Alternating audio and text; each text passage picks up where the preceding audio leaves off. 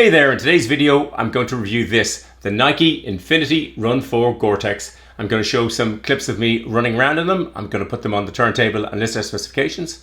I'm going to review them, and finally I'm going to see if I can recommend them.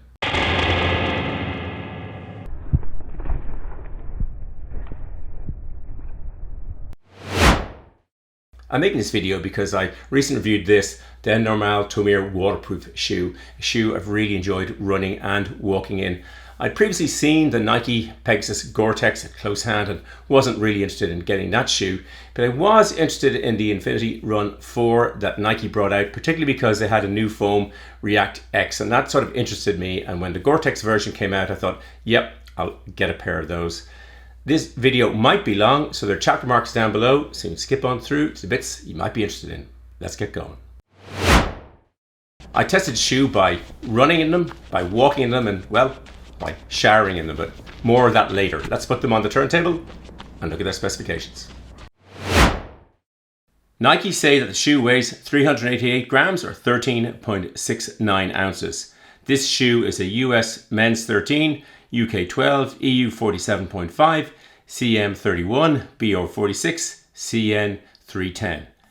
In this size, it weighs in the left shoe 481 grams, 16.97 ounces, and in the right shoe 481 grams, 16.97 ounces. It has a 39mm stack height. It has a 9mm drop. Nike say this about the InfinityRN 4 Gore-Tex. With supportive cushioning built for a smooth run, the Nike InfinityRN 4 is a brand new take on a familiar favorite. It's made from our all-new Nike React X foam, which gives you 13% more energy return compared to the Nike React foam, to help you stay fresh and bouncy. What's more, Nike React X reduces its carbon footprint in a pair of midsoles by at least 43% compared with Nike React foam. This version has a Gore-Tex fabric to help you stay dry for your miles, the kind of shoe that supports every step in style. Let's review the shoe and see if what Nike says is true. The upper of the shoe is quite unusual in that there's kind of like an outer skin on it. You can kind of see it here. You can pull it, you can stick your fingers down through it either side.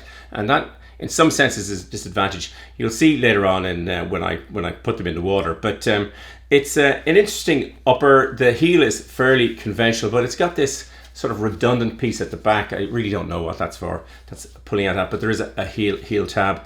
There is a pull tab on the tongue. The tongue is nice and padded. Unlike the Tomir, by way of example, with the Tomir, you really need to be wearing mid socks because otherwise it chafes at your foot. But these are fine, and they're a little bit of padding, and there's a pass through.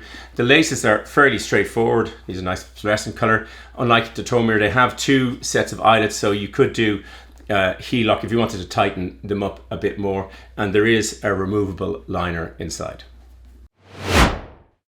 The midsole of the shoe is made up of Nike's React X foam. There's a 39mm stack and a 9mm drop. There's a lot of foam in the shoe. We'll come on to that.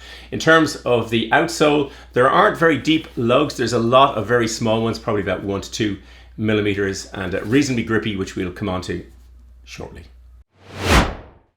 The elephant in the room with this shoe is, well, the shoe itself. It's the heaviest shoe I have ever tested, and by some way. It weighs 481 grams, 16.97 ounces in a UK size 12, US 13, which this is. By way of comparison, this Vaporfly weighs 242 grams, 8.54 ounces, so half the weight. And it's not as if the Gore-Tex version of the shoe has added all the weight. The Gore-Tex version in what Nike say is a size 10, I'm guessing that is the US size 10 men's, is 388 grams, 13.69 ounces versus 353 grams, 12.4 ounces in the non-Gore-Tex shoe. So this is a very heavy shoe, and it's not coming from the Gore-Tex lining.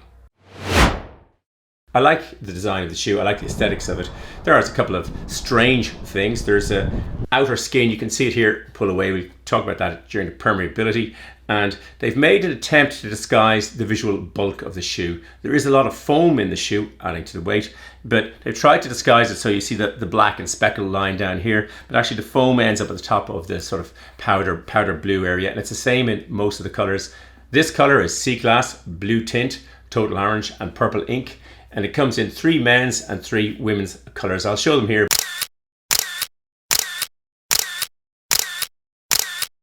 Just like all Nike shoes, there'll be a range of different colors that will come out over the life of the shoe. Nike make a big deal about the sustainability of the shoe. They talk about the 43% weight saving in the foam, and there might be.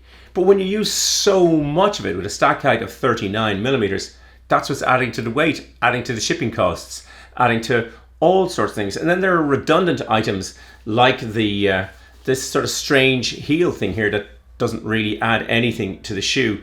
And it's an already very heavy shoe. So if you really want to make a sustainable shoe, you make a light shoe. The twice the foam, twice the shipping cost, it doesn't add up on any sustainable grounds to me. To test the shoe, I wore them for 5 minutes in the shower, mainly trying to get water on the forefoot. I didn't wear any socks so that I could feel any water coming through. And I put some rolled up kitchen towel, or sort of matted kitchen towel, down at my forefoot to absorb any water so I could see it when I took out the shoe. And I laced them up, not excessively tight, but tight enough that it wasn't easy for water to get in. And after 5 minutes on both shoes, there was a little bit of moisture that came in. Now, not much, and certainly what I would regard as acceptable for the amount of moisture I would expect in. What I think is a relatively lightweight kind of waterproof shoe. It's not heavy duty waterproofing. That would not be what I would think of this shoe. And there's a couple of reasons for that. One is this outer layer, and you see the beading on, which is very nice on the shoe, the water beading. But you can kind of slip your hands down through the layer where the laces are, and if you slip your hands down through, well, the moisture can get down through. So there's that. The other thing is that most waterproof shoes have a sort of tongue attached to the side wall of the shoe, and that usually runs quite close up to the eyelet, but here it stops about halfway. So I wouldn't regard the shoe as having as much water resistance as the toe mirror does, but yeah, it's reasonably good. I didn't expect it to have any more than it actually does. In terms of the running feel, the shoe it feels really nice. I mean, with the weight, it's too heavy, but the ride is really nice. The foam feels a little bit like a memory foam. It has that sort of level of absorbency without too much bounce. I mean, they talk about bounce, Nike actually talks about bounce, but it doesn't feel bouncy. It feels nicely absorbent, and yeah, in running feel, it's really nice. There isn't a rocker, so there's nothing propelling you forward, but it's a very nice, comfortable shoe to run in, albeit too heavy.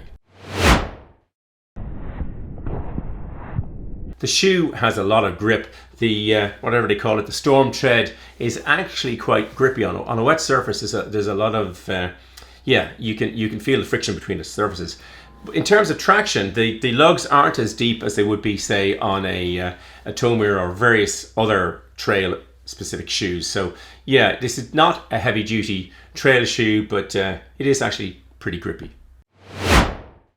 In terms of the use case, it's tempting to think of it as a trail shoe, but with the shallow lugs, I wouldn't really call it a trail shoe, but it is a shoe for running in wet weather or walking.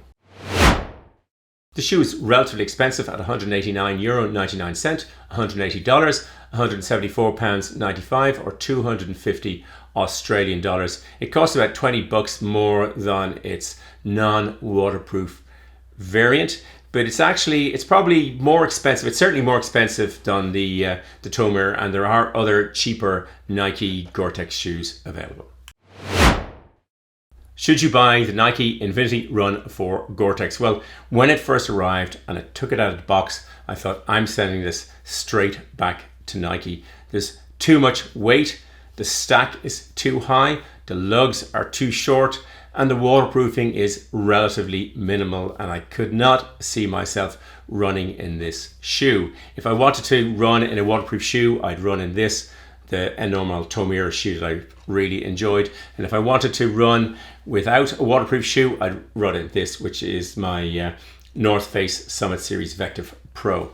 And so I was all prepared to send these back to Nike, but then I ran around in them and I thought, oh, these are surprisingly comfortable. And then I walked around in them where they are, well, they're supremely comfortable. They really are comfortable to walk in. The weight would really put me off, but walking around all sorts of places, I mean, I like the appearance of the shoe, and I do need another walking shoe. And that lightweight Gore-Tex is really helpful in winter walking, which is when a waterproof shoe often makes sense. I wouldn't be walking these in the snow because of the smaller lugs, but they are there is something beguiling about the ride in the shoe. I mean, if you could handle the weight, yeah, you could really run in them. I mean, they're nice to run in. It's just they're too heavy. But yeah, I'm going to hang on to these, and should you require a walking shoe, yeah, that's waterproof, I'd well recommend these. I hope you enjoyed the video and found it useful. If you did, it would be great if you'd hit the like button. As always, there'll be lots of stuff in the description below, and I'll happily answer any questions you put into the comments. There'll be a big blue subscribe button popping up there, and some red videos there. Thanks for watching. Until the next video, just keep running along.